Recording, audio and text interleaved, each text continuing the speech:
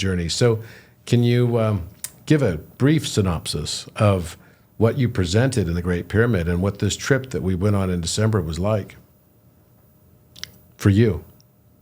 Oh, no, I can't give a brief synopsis. You know me, I'm rather long-winded, so that was a foolish question for the host to ask.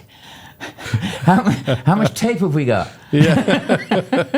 We don't have tape anymore. It shows how old I am. Tape. Well, the synopsis would be that it's ultimately pulling together all the aspects that we are constantly playing with. It's saying, this poetry, this art. I will say it was a masterpiece, true masterpiece. Here we are. I have to give this backdrop.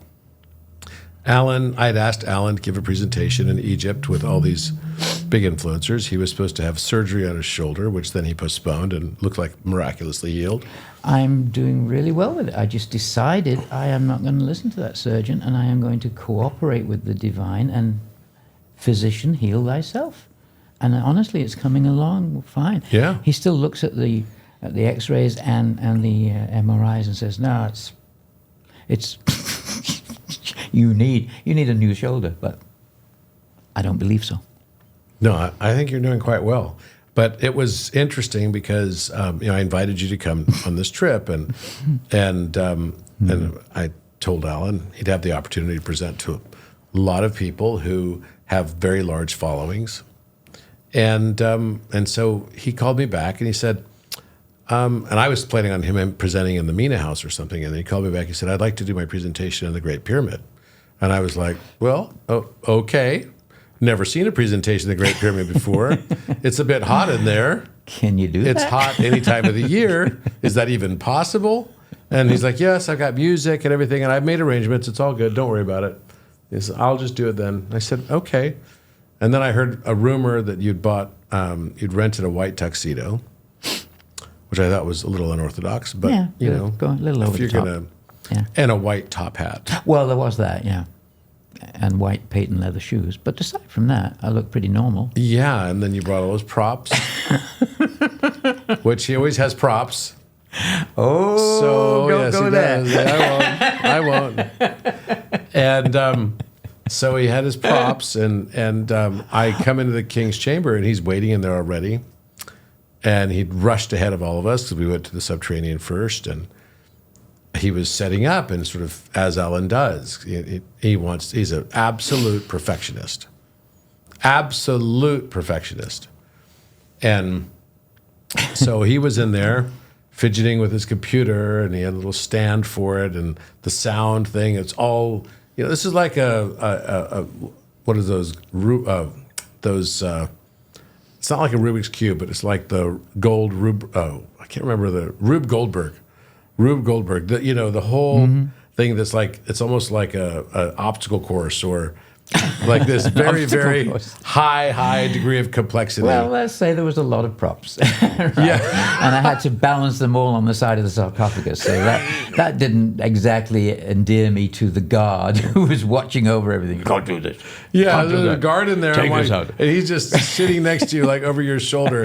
Here you are dressed as God, right? Literally the white hat, white suit, and it's hot as hell in there. Mm-hmm. And you pass out programs, and I'm like, oh, fuck's sake, what is going to happen now? And I'm like, well, thank God he made laminated programs because I could use it as a fan. Yeah. We were sweating like mad. Yeah, it was hot. And you started doing your thing and, trying to get the sound right and everything with your little computer speakers, and all of a sudden, something overcame me and just said, and I could literally feel the steam rising on my back. And then Matthias is like, maybe we should ask the space for permission to be sacrilegious in here or something. It's kind of like the feeling that I got. Because he knew I was going to swear a bit. Yeah. Exactly. But he just had that intuition. I do have No one's given a presentation, like a performance with music, song, and dance in the Great Pyramid before. Let's be real. Right. And so here's Alan Green doing it for the first time, playing the part of God in a dialogue with his fragmented self. Shakespeare. And Moses. Moses pops in as well. Yeah, Moses definitely pops in with quite the accent. and oy vey. And it was just the most incredible experience. And by the end of it, actually about halfway through it, everyone in the room was in just total tears. It was beautiful. It was sublime. And I thought to myself, what an incredible journey we've been on. And so much of how I feel is I'm falling in love with it, which is interesting because I think that's the real purpose, to learn how to fall in love with life the way that it is. And, I've seen pictures of Alan meditating. I think it was at Karnak Temple where he's got literally a rainbow bubble around him in photographs. And what an incredible journey we've been on and all the places we've gone. I can't even explain. And it feels like we're just on the cusp of it. Oh. This is about to really, really blow up big. Right now, doors are opening everywhere, and you can hardly keep pace with it. Doors of intuition, but also doors of opening to, you're already well along the way with a huge following for your work, right? I'm not a great promoter of my own work. I prefer to still stay in the cave and be finding more and more stuff. And I finally realized very recently, you got to stop it, Alan. Of course you can find more. Stop. It's enough. Go out and show it and let people relax into it and enjoy it. And so there's all kinds of things happening. You asked for a synopsis. The only synopsis that I can give about that, what that was about, was just the title is Begin Again, a conversation between Shakespeare and God.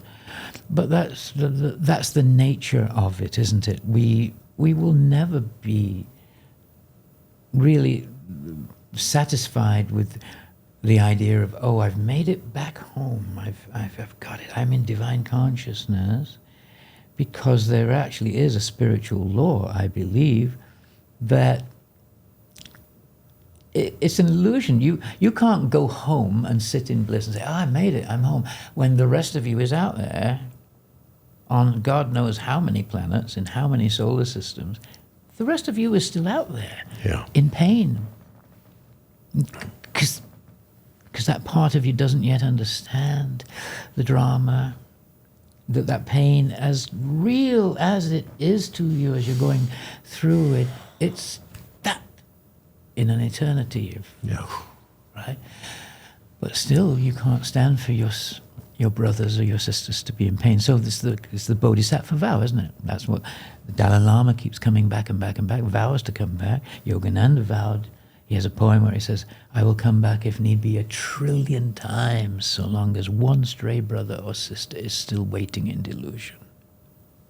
Imagine. You've got the entire bliss of the universe. You're going to volunteer to keep coming back 1 trillion times to remind the rest of you.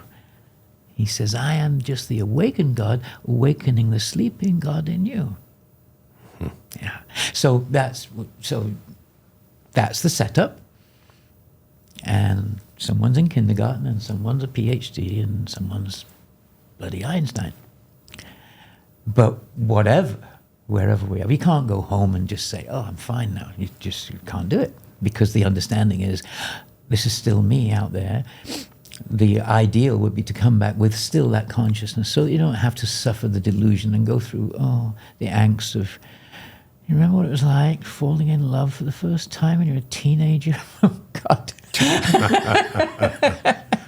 Or school. Do I have to do that again? But if you can come back clear with, I know who I am. That's great.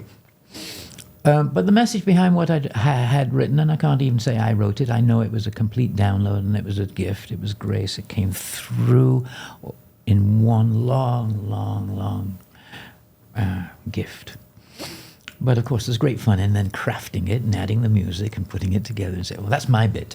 We laughed, we cried. It was definitely but the amazing. message is just that. It's just, you are it. Get used to it. and enjoy the fact of you're going to come back again anyway. You're going to begin again, and this time do it with a bit more knowledge of who you truly are, so that you can help your fellow man more. Not to put too much of a mission statement on it, but just that's it. You mean, what else are you going to do for eternity?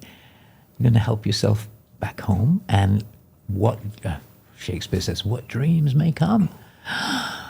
What dreams may come. What are we capable of? Right? What are we capable of creating? We have no idea, but we're going to have fun as it unfolds. Yeah, so good, Alan. Yeah. It was so amazing. So that was the message of it. But what's happening right now is that